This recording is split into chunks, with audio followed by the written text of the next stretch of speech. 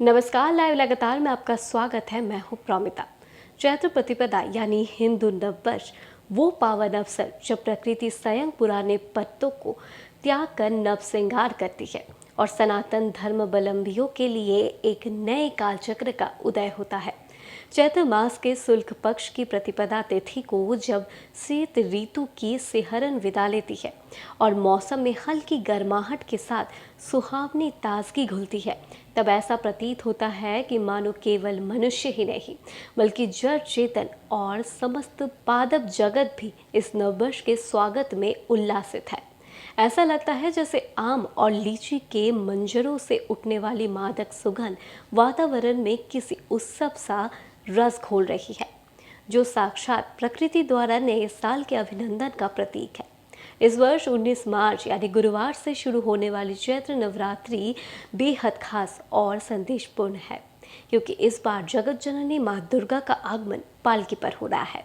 शास्त्रों और विद्वानों के मत अनुसार जब भी नवरात्रि का शुभारंभ गुरुवार या शुक्रवार को होता है तो माता का वाहन पालकी यानी डोली होती है। देवी भागवत पुराण में पालकी पर आगमन को चराचर जगत के लिए सावधानी का संकेत माना गया है, जो कभी कभी सामाजिक अस्थिरता या प्राकृतिक असंतुलन की ओर इशारा करता है।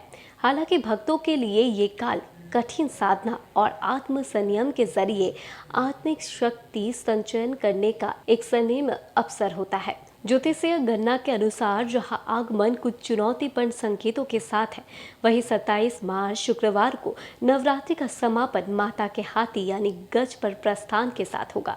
मां भवानी का हाथी पर सवार होकर विदा होना ब्रह्मांड के लिए अत्यंत शुभकारी और मंगलकारी माना जाता है, जो आने वाले समय में प्रचुर वर्षा, उत्तम कृषि पैदावार और चारों ओर सुख समृद्धि के आगमन की भविष्यवाणी करता है।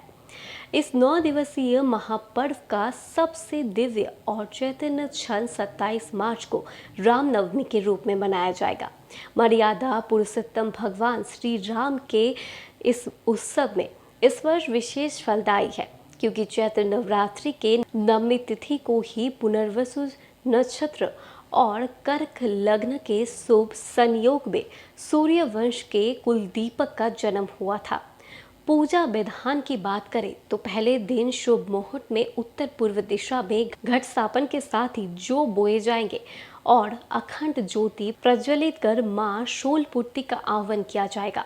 9 दिन तक शक्ति के विभिन्न स्वरूपों में उपासना के बाद अष्टमी और नवमी को कन्या पूजन का विधान है, जहां नन्ही कन्याओं को देवी मानकर भोजन व दक्षिणा अर्पित की जाएगी। बता दें, रामनवमी के दिन दोपहर 12 बजे जब सूर्य अपने पूर्ण प्रभाव में होगा, तब श्री राम का जन्मोत्सव मनाया जाएगा और उन्हें केसरिया भात व धनिया के पंजीरी का भोग लगाया जाएगा। वर्ष 2026 की ये नवरात्रि हमें संदेश देती है कि भले ही पालकी पर आगमन से चुनौतियां सामने आए, किंतु हाथी पर माता का प्रस्थान ये सुनिश्चित करता है कि अंत धर्म की विजय होगी और मानवता के लिए समृद्धि के द्वार खुलेंगे।